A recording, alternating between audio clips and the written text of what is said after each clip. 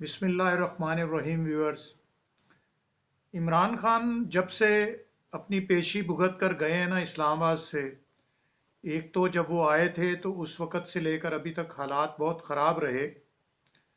دوسرا یہ ہے کہ انہوں نے بہت سے شکوک و شبہات اور سوالات کو جنم دے دیا۔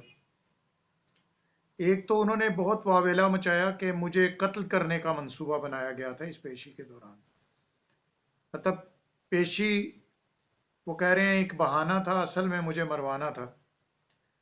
اور پھر وہ مشکوک افراد کا بھی کچھ کہہ رہے ہیں کہ پتہ نہیں یہاں پر کوئی مشکوک افراد تھے، واللہ عالم انہوں نے کہاں سے دیکھے، کس نے ان کو بتایا، یا ان کے پاس کیا ایویڈنس ہے۔ تو یہ بڑے معاملات گمبھیر ہوئے ہوئے ہیں اور سوشل میڈیا پہ ان پر بہت پروپیگنڈا کیا جا رہا ہے۔ تو حکمرانوں کو اس سے مخاطب ہونا چاہیے کہ یہ جناب یہ سب کچھ صحیح ہے یا غلط ہے جو کچھ چل رہا ہے۔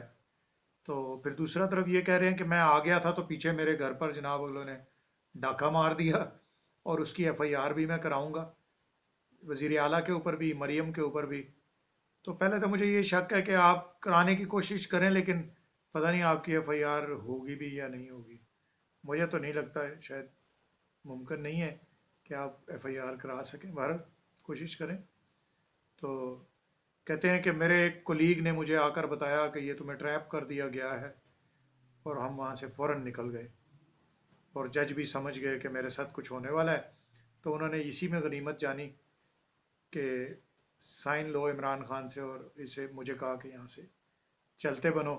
پھر پی ٹی آئی نے اب اپنا جلسہ 22 مارچ سے بھی 23 مارچ پر منتخب کر دیا ہے، اور جو نگران وزیر اعلیٰ ہیں انہوں نے بھی جناب پولیس کو کے ساتھ جو کچھ ہوا ہے، یا پتھراؤ ہوا یا وہ زخمی ہوئے، ان کا سہارا لے کر کہا ہے کہ جناب اب تو جو پولیس پر ہاتھ اٹھائے گا ان ہاتھوں کو توڑ دیا جائے گا۔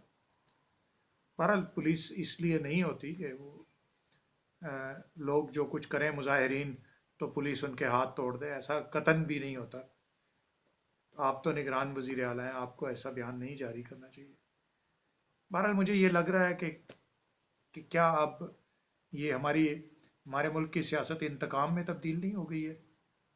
آپ خود سوچیں، انتقامی کاروائیاں ہر طرف سے کی جا رہی ہیں، ادھر سے بھی ادھر سے بھی۔ عمران خان بھی اب جو منظم ہو رہے ہیں وہ یہی ہے کہ حکمرانوں کو ظالم کر کے پیش کر رہے ہیں۔ وہ یہ باور کرا رہے ہیں پوری دنیا کو کہ تمام دنیا جہان کا ظلم ان پر ہو رہا ہے۔ ہو سکتا ہے انہوں نے بھی اپنی دور حکومت میں یہی کچھ کیا ہو۔ بہرحال اب دیکھنا یہ ہے کہ آیا وہ مطلب لوگوں کو اپنی طرف مولڈ کرنے میں کامیاب ہو جاتے ہیں یا نہیں۔ ابھی تک ان کے جو چاہنے والے ہیں وہ حکومت کو ٹف ٹائم دے رہے ہیں، بہت مشکلات ہیں حکومت کے راستے میں، دیکھتے ہیں وہ اس سے کیسے نبرد آزما ہوتی ہے۔ گورنر کے پی کیک نے بھی اپنا ایک بیان پھینکا ہے، جسے پنجابی میں کہتے ہیں بیان سٹیا ہے جناب بھائی اور نے۔ کہتے ہیں کوشش کر رہا ہوں پورے ملک میں ایک ساتھ الیکشن ہو۔ حضور آپ گورنر کے پی کے ہیں، آپ وہاں کے بارے میں سوچیں نا، جب آپ صدر پاکستان بنیں گے تو پھر آپ سوچئے گا۔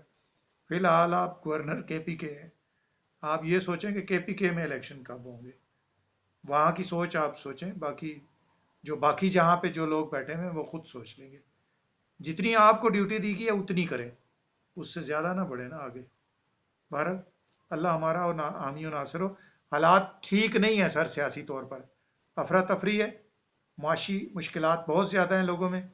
رعایتی آٹا جو مل رہا تھا اس کی قیمت بھی وجنن بڑھا دی گئی ہے، اور جو مفت آٹا مل رہا ہے وہ مطلب ہے کہ ظاہر ہے سب کو تو نہیں ملے گا، لیکن جو رعایتی مل رہا تھا اس کی قیمت بڑھا دی گئی ہے، اس پر بھی بہت واویلا ہے۔ اور جو مفت آٹا مل رہا ہے وہ ٹرکوں کے ساتھ جو حالات ہو رہے ہیں وہ آپ سب لوگ خود دیکھ رہے ہیں کہ کیا ہو رہا ہے کیا نہیں ہو رہا ہے۔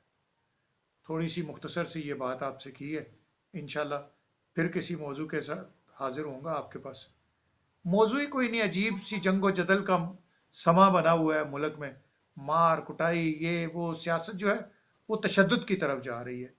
تو یقین کیجئے جی نہیں چاہتا بات کرنے کا اس پہ۔ اللہ میرا اور آپ کا حامی و ناصر ہو۔